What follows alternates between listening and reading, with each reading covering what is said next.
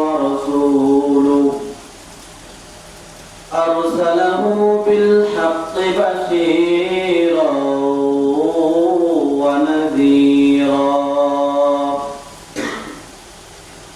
وداعيا إلى الله بإذنه وسراجا وقمرا منيرا. أما بعد فأعوذ بالله من الشيطان الرجيم. بسم الله الرحمن الرحيم. واتل عليهم نبأ ابني آدم بالحق إذ قربا قربانا فتقبل من أحدهما ولم يتقبل من الآخر قال لأقتلنك قال إنما يتقبل الله من المتقين أو كما قال عليه الصلاة والسلام. صدق الله المولانا العظيم وصدق رسوله النبي الكريم ونحن على ذلك من الشاهدين والشاكرين والحمد لله رب العالمين. ميدونه مجبوره أي سيد عالم ميدونه مجبوره أي سيد عالم دیدار دکھاتے نہیں آواز سنا دو دیدار دکھاتے نہیں آواز سنا دو. میں صورت یوسف کو نہیں چاہنے والا میں صورت یوسف کو نہیں چاہنے والا ہر جملہ جہاں جن کی تجلی سے اجالا ہر جملہ جہاں جن کی تجلی سے اجالا. الحمدللہ আল্লাহ তাবারক ওয়া তাআলা দরবারে লক্ষ কোটি শুকর যে আল্লাহ তাবারক ওয়া তাআলা আমাদেরকে দীর্ঘ একটি সপ্তাহ পর সকল মানুষ থেকে যাচাই বাছাই করে নির্বাচিত করে আল্লাহ পাকের পছন্দের জায়গা, যেই জায়গায় আসলে কোনো গুনাহ হওয়ার বা করার কোনো সম্ভাবনা থাকে না এবং পবিত্র একটি জায়গা, যতক্ষণ বসে থাকবেন ততক্ষণ চতুর্দিক থেকে ফেরেশতাদের আওতায় আমরা ঘিরে থাকি যে তারা আমাদেরকে রক্ষণাবেক্ষণ করেন, যেটি শুধুমাত্র আল্লাহর জিম্মায় জায়গা মসজিদ, সেই জায়গায় আসার বসার তৌফিক দান করেছেন। সেজন্য সকলেই শুকরিয়া আদায় করি আলহামদুলিল্লাহ। সম্মানিত হাজিরিন, আজ আমরা যে দিনটিতে পা রেখেছি সেই দিনটি হলো সবচাইতে উত্তম দিন। আজ হলো ইয়াউমুল জুমআ, জুমার দিন। এই জুমার দিনে আল্লাহ রাব্বুল আলামিন অনেক অলৌকিক ঘটনা ঘটিয়েছেন। আল্লাহ যেই দিন কিয়ামত ঘটাবেন ওই দিনটাও হবে জুমার দিন।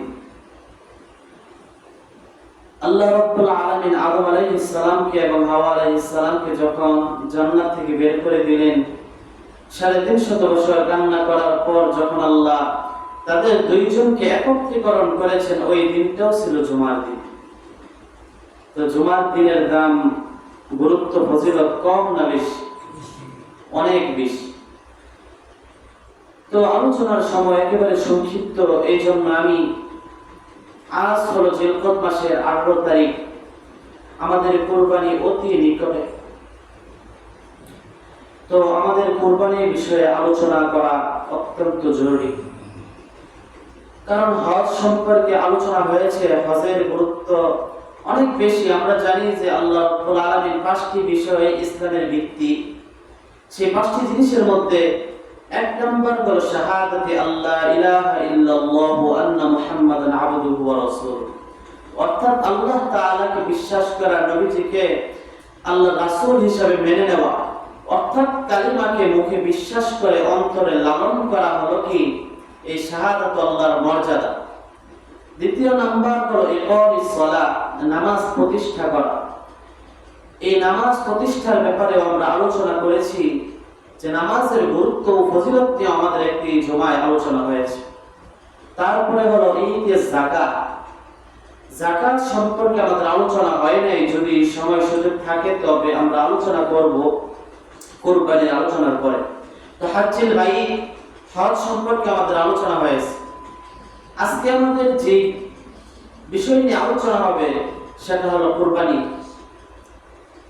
তো সর্বপ্রথম আমাদের জানা উচিত কুরবানি জিনিসটা কি, কুরবানি কেন করতে হবে, কুরবানির গুরুত্ব কি, ফজিলত কি, এবং কুরবানি না করলে আমাদের গুনাহ হবে কি হবে না। তো কুরবানির আইন চালু করার ব্যাপারে আল্লাহ সূরাতুল মাইদার 27 নম্বর আয়াত থেকে 31 নম্বর আয়াত পর্যন্ত আলোচনা এনেছেন। আল্লাহ নির্দেশ করলেন, হে নবী মুহাম্মদ, আপনি আপনার উম্মতকে বয়ান শোনায়া দেন। কি সম্পর্কে? কুরবানি সম্পর্কে। আল্লাহ রাব্বুল আলামিন বলেন, ওয়াতলু আলাইহিম নাবা আবনাই আদম বিল হক। আল্লাহ রাব্বুল আলামিন ডাক দিয়া বলেন, নবী মুহাম্মদ, আপনি আদম আলাইহিস সালামের দুই সন্তানের ব্যাপারে আপনার উম্মতকে বয়ান শোনায়া দেন। কে বলতেছেন? আল্লাহ বলতেছেন, নবীজি আদম নবীর দুই সন্তানের কথা আপনি আপনার উম্মতকে শোনায়া দেন। যখন তারা দুই ভাই কুরবানি করলো, দুই ভাইয়ের কুরবানির মধ্যে ফাতাকুব্বিলা মিন আহাদিহিমা, একজনের কুরবানি আল্লাহ কবুল করলেন, ওয়ালাম ইয়াতাকাব্বাল মিনাল আখার, আরেকজনের কুরবানি আমার আল্লাহ কবুল করেন না। আমার ভাই, আমার বন্ধুগণ, আল্লাহ রাব্বুল আলামিন নবীকে ডাক দিয়ে বললেন, নবীজি কুরবানি সম্পর্কে আপনি আপনার উম্মতকে বয়ান শোনায়া দেন। আদম নবীর দুই সন্তানের কথা আল্লাহ কোরআনে এনেছেন। আদম নবী যখন দুনিয়াতে আসলেন তখন তার দুনিয়ার মধ্যে কোনো মানুষ ছিল না, শুধু ছিল আদম আর হাওয়া আলাইহিস সালাম। কথা বলেন ঠিক না বেঠিক? তখন আল্লাহ রাব্বুল আলামিন আইন চালু করে দিলেন, বিধান চালু করে দিলেন, ও নবী আদম, আপনার জোড়ায় জোড়ায় সন্তান হবে, প্রতি বছরে একটা ছেলে আর একটা মেয়ে হবে। আমার বন্ধুগণ, বোঝার জন্য বলি, ধরেন 2024 সালে একটা ছেলে আর একটা মেয়ে হইল, 2025 সালে একটা ছেলে আর মেয়ে হইল। ওই সময় আপন বোন বিবাহ জায়েজ ছিল, কারণ আমার তো কোনো মানুষ নাই। আপন বোন বিবাহ জায়েজ ছিল, তারপরেও একই জোড়ার মধ্যে যে সন্তান হয়েছে তাদের মধ্যে জায়েজ নাই। 2024 সালে ধরেন যে সন্তান, অর্থাৎ একজন ছেলে আর একজন মেয়ে হইল, তাদের মধ্যে বিবাহ জায়েজ নাই।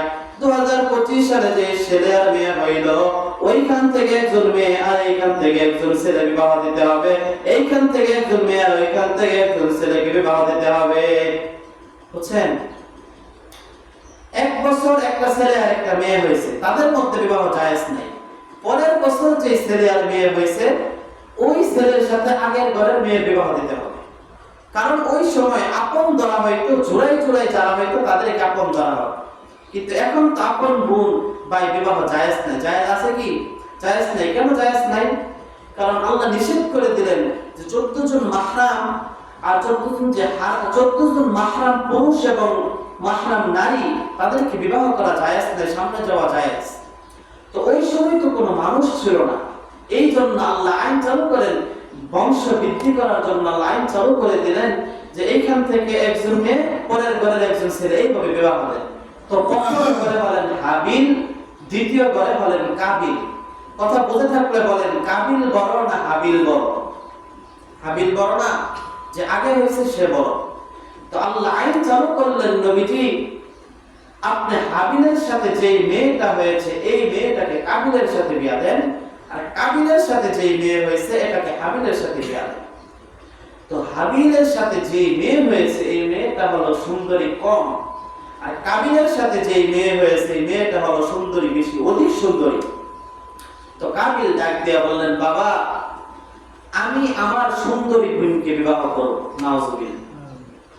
আদম নবী ডাক দিয়া বললেন, ও কাবিল এটা তো আইন নয়, আল্লাহর আইন হলো, আল্লাহর বিধান হলো তোমার বোনকে কাবিলের সাথে বিবাহ দিবা, আর হাবিলের বোনকে তুমি বিবাহ করবা। কাবিল ডাক দিয়া বললেন, বাবা আমি তো মানতে পারবো না, কারণ আমার সাথে যেই মেয়ে হয়েছে যেই বোন হয়েছে সেটাই হলো সুন্দরী বেশি। আমার ভাইয়া আজ এই দৃষ্টান্ত থেকে আপনারা বুঝলেন এই যে সুন্দরের প্রতি একটা চাহিদা, এটা কি আজকের যুগে আছে নাকি আগেও ছিল? আমি যে কথাটা বলতেছি পৃথিবীর শুরুর ইতিহাস আমি আপনাদেরকে শোনাইতেছি। কোরআনে কারিমের আয়াত, আল্লাহ বলছেন নবী যে আপনি উম্মতকে শোনায়া দেন। সুতরাং আল্লাহ যেহেতু নবীকে আদেশ করলেন, নবীজি আপনি সারা দুনিয়ার উম্মতকে শোনায়া দেন। আমার নবী সাহাবায়ে কেরামদেরকে শোনাইলেন, সাহাবায়ে কেরাম তাবিঈনদেরকে শোনাইলেন, তাবিঈন তাবিঈনদেরকে শোনাইলেন। এইভাবে পর্যায়ক্রমে একে একে সকল মানুষের প্রতি জানায়া দিতে হবে আইন কার? আল্লাহ রাব্বুল আলামিন। নবী আদম কাবিলের বিবাহের বয়স হয়েছে, হাবিলের বিবাহের বয়স হয়েছে। হাবিলের বোনকে কাবিলের সাথে বিবাহ দেন। কাবিল তো কোনো মানতেছে না। কাবিল বলেন, বাবা রে আমার সুন্দরী বোনকে আমি বিবাহ করবো। নাউজুবিল্লাহ। আদম নবী বললেন, এটা আইন নয়, আইন হলো তোমার বোনকে হাবিলের সাথে বিবাহ দিবা, হাবিলের বোনকে তুমি বিবাহ করবা। কাবিল ডাক দিয়া বললেন, বাবা আমি মানবো না। আদম নবীকে আল্লাহ ফয়সালা দিয়ে দিলেন, নবীজি আপনি দুইজনকে বলেন তোমরা দুইজন কুরবানি করো। কি করো? কুরবানি করো। হাদিসের মধ্যে বর্ণিত হাবিল একটা সুন্দর মেষ নিয়ে পাহাড়ের উঁচু টিলায় রেখে আসলেন। ওই সময়ের নিয়ম ছিল যার যেটা আছে সেটা পাহাড়ের উঁচু টিলায় রেখে আসবে, যার কুরবানি কবুল হবে আকাশ থেকে আগুন আইসা তাকে জ্বালায় পোড়ায় সারগার করে দিবে। তো হাবিল এবং কাবিল দুজনে কুরবানি করার জন্য প্রত্যেক যুগেই কুরবানি ছিল। একটা কথা মনে রাখবেন, প্রত্যেকটা নবীর যুগে কুরবানি ছিল, কিন্তু কুরবানির ধরন ছিল ভিন্ন। তো আমরা যে কুরবানি করি এটা হলো নবী ইব্রাহিমের নিয়ম অনুযায়ী আমরা কুরবানি করি। তো একজন সাহাবী জিজ্ঞাসা করলেন, নবীজি আমরা যে কুরবানি করি এটা কার আইন? আপনার আইন? তখন এটা বললেন, আইন তো আল্লাহ, তবে যে নিয়মে তোমরা যে পদ্ধতিতে কুরবানি করো এই পদ্ধতিটা হলো ইব্রাহিম নবীর পদ্ধতি। কারণ ইব্রাহিম আলাইহিস সালামের প্রত্যেকটা কাজ আল্লাহ 100 কবুল করেছেন। কারণ আপনারা জানেন নামাজের মধ্যে যে দুরূদ পড়েন, নবী ইব্রাহিমের নাম কতবার আসে? অনেকবার নবী ইব্রাহিমের নাম আসে। যেই নামাজ পড়েন আপনি ফরজ নামাজ পড়েন, নামাজের ভিতরে যে নিয়ম কানুন আছে এই নিয়মগুলো ফরজ, ওয়াজিব, সুন্নাত সব মিলায় আছে। আপনি নামাজ সুন্নাত করেন কিন্তু এর ভিতরে বিধিবিধানগুলো ফরজ আছে। তো এইগুলো আলোচনার মাধ্যমে আপনারা বুঝে গেলেন। নামাজের মধ্যে কি পড়েন? اللهم صل على محمد وعلى آل محمد كما صليت على إبراهيم وعلى آل إبراهيم إنك حميد مجيد اللهم بارك على محمد وعلى آل محمد كما باركت على إبراهيم وعلى آل إبراهيم। ইব্রাহিম নবীর নাম কয়বার আসলো? 4 বার আসছে। তো আল্লাহ কতটুকু মহব্বত নবী ইব্রাহিমকে করেন। তো প্রত্যেক নবীর যুগে কুরবানি ছিল, কিন্তু কুরবানির ধরনটা ছিল ভিন্ন। তো হাবিল এবং কাবিল দুইজনে কুরবানি করার জন্য পাহাড়ের উঁচু টিলায় রেখে আসলে হাদিসের মধ্যে বর্ণিত হাবিল সুন্দর একটা বস্তু, অর্থাৎ তার পছন্দের যে একটা খামার ছিল, বিশাল বড় একটা খামার ছিল, ধরেন ছাগল ছিল, বেড়া ছিল। তো তিনি সুন্দর একটা বেড়া পাহাড়ের উঁচু টিলায় রেখে আসলেন। আর কাবিল সামান্য একটা তার ধরে সামান্য একটা নরমাল একটা জিনিস এটা পাহাড়ের উঁচু টিলায় রেখে আসলেন। তো তো উত্তম জিনিস রাখলেন হাবিল আর নরমাল জিনিস রাখলেন কাবিল। তো বিকালবেলা যখন পাহাড় চলে গেলেন, গিয়া দেখলেন হাবিলের কুরবানি আল্লাহ কবুল করেছে, কাবিলের কুরবানি আল্লাহ কবুল করে নাই। বুঝলেন কিভাবে? উপর থেকে আগুন এসে হাবিলের কুরবানিটাকে জ্বালায়া দিয়েছে, আর কাবিলের কুরবানিটা বাউন্স করে রয়ে গেছে, স্বাভাবিক অবস্থায় রয়ে গেছে, কুরবানি কবুল হয়। তো তিনি বললেন, বাবা আদম, আমি আপনি ফয়সালা দিয়েছিলেন কোরবানি করব, যার কোরবানি কবুল হবে সে আমার বোনকে বিবাহ করবে। আসলে বাবা জানেন, আমি আপনার আইন মানার জন্য কোরবানি করি নাই, আমি শুধু আমার সুন্দরী বোনকে বিবাহ করার জন্য কোরবানি করেছি। আমার ভাইরা, আদম নবী বললেন, বাবা এখন তোমার আর কিছু করার নাই, তোমার বোনকে হাবিলের সাথে বিবাহ দাও, হাবিলের বোনকে তুমি বিবাহ করো। আদম নবীর সন্তান, ছোট সন্তান কাবিল ডাক দেয়া বললেন, বাবা আমি মানতে পারবো না, আমার বোন দেখতে সুন্দরী, কিন্তু আমার বড় ভাইয়ের যে বোন তার বোন সুন্দরী কম, সুতরাং আমি আমার বোনকে কুরবানি করব, আমি আমার বোনকে বিবাহ করব। আল্লাহ রাব্বুল আলামিন ডাক দিয়ে বললেন, নবী আদম আপনি বাইতুল্লাহ যান, বাইতুল্লাহ গিয়ে হজ করেন, আমি আল্লাহ যেটা ফয়সালা দেব সেই ফয়সালা মেনে আপনি দুইজনের মধ্যে ফয়সালা দিয়ে দিবেন। হাবিল ডাক দিয়ে বললেন, ছোট ভাই ডাক দিয়ে বললেন হাবিলকে, ও ভাই, বাবা আসার পরে আমার পক্ষে ফয়সালা হবে না, আমার বিপক্ষে ফয়সালা হবে, সুতরাং কিছু করার নাই, আমি আমার সুন্দরী বিবাহ, আমার সুন্দরী বোনকে বিবাহ করার জন্য লাখ তোলার না, তোমাকে আমি হত্যা করে ফেলবো। আমার ভাইয়া হাবিল বড় ভাই, ছোট ভাই ছিলেন কাবিল। কাবিল যখন ডাক দিয়া বললেন, বাইরে আমি আমার সুন্দরী বোনকে বিবাহ করার জন্য তোমাকে হত্যাই করে ফেলবো। বড় ভাই ডাক দিয়া বললেন, লাইম বাসাত্তা ইলাইয়া ইয়াদাকা লিতাকতুলানি, ও ছোট ভাই কাবিল, তোমার হাতকে যদি আমার দিকে সম্প্রসারিত করো হত্যা করার জন্য, আমি মা আনা বিবাসিতি ইয়াদি ইলাইকা লিয়াকতুলাক, আমার হাতকে আমি তোমার দিকে হত্যা করার জন্য প্রসারিত করব না। ও ছোট ভাই, তুমি আমাকে হত্যা করতে পারো, আমি তোমাকে হত্যা করব না, কারণ হলো ইন্নী আখাফুল্লাহ রাব্বাল আলামিন, আমি বিশ্ব জগতের প্রভু মালিক প্রভুকে আমি ভয় করি। আমার ভাইরা, তারপরে তিনি শয়তান তাকে বারবার নাড়াচাড়া করলেন। বড় ভাই ডাক দিয়ে বলেন, ইন্নী উরিদু আন তাকুআ বিইসমি ওয়া ইসমিকা ওয়া তাকুনা মিন আসহাবিন নার, ও ভাই তুমি আমাকে হত্যা করতে পারো, আমি তোমাকে হত্যা করব না, কারণ হইল হাসরের ময়দানে তুমি আমার যত গুনাহ আছে, তোমার যত গুনাহ আছে সব নিয়ে তুমি আল্লাহর কাঠগড়ায় দাঁড়াইবা, ফাতাকুনা মিন আসহাবিন নার, জাহান্নামীদের সাথে তুমি থাকবা, ওয়া যালিকা জাযাউল মুহসিনিন, আর এটাই হলো প্রতিফল জাহান্নামী লোকদের, জুলুমকারীদের প্রতিফল এটাই যে জাহান্নামীদের সাথে সব গুনাহ নিয়ে দাঁড়াইতে হবে। আমার ভাইরা, ছোট ভাইয়ের মন কোনো মত নেই, মানে না। ছোট ভাই ডাক দিয়ে বললেন, না ভাই, বাবা আসার পরে তো তোমার পক্ষে ফয়সালা হবে, আমার পক্ষে তো ফয়সালা হবে না। ফাতাওয়াত লাহু নাফসুহু, শয়তান তাকে প্রচলিত করতে লাগলেন কতলাকে, তার ভাইকে হত্যা করার জন্য। এমন ভাবে শয়তান কাবিলের কানে কানে ধোঁকা দিলেন, ও কাবিল, তোমার বড় ভাই যদি এত সুন্দরী মেয়েটাকে বিবাহ করে ফেলে তুমি কি করবা? হতভাগা হয়ে যাইবা। সুতরাং না না না, তাকে তুমি দুনিয়া থেকে বিদায় করে তুমি তোমার সুন্দরী বোনকে বিবাহ করো। আমার ভাইরা, আল্লাহর আইন মানার জন্য একজন যুবক নিজের জানটাকে আল্লাহর জন্য দিয়ে দিলেন, আর আল্লাহর আইন না মানিয়া নিজের সব নিজের বুক বিলাসিতা করার জন্য নিজের ভাইকে হত্যা করে ফেললেন। এই দুই যুবকের ঘটনা আমার আল্লাহ নবীজিকে বললেন সবাইকে জানায় দেন, সুতরাং আমিও মিম্বারে বসে আপনাদেরকে জানায় দিলাম। এমন ভাবে শয়তান ধোঁকা দিলেন, ফাকাতালাহু, কোরআনের মধ্যে স্পষ্ট আয়াত এসেছে, ছোট ভাই তার সুন্দরী বোনকে বিবাহ করার জন্য বড় ভাইকে হত্যা করে ফেলেছে। সকলে একটা আওয়াজ দিয়ে বলেন নাউজুবিল্লাহ। কেমন বুঝেন? একটা বহু সুন্দরী মেয়েকে পাওয়ার জন্য আপন ভাইকে হত্যা করে ফেললো। পৃথিবীর সর্বপ্রথম হত্যার ইতিহাস কাবিল করলেন। সর্বপ্রথম জুলুমকারী হইল কাবিল। আমার ভাইরা,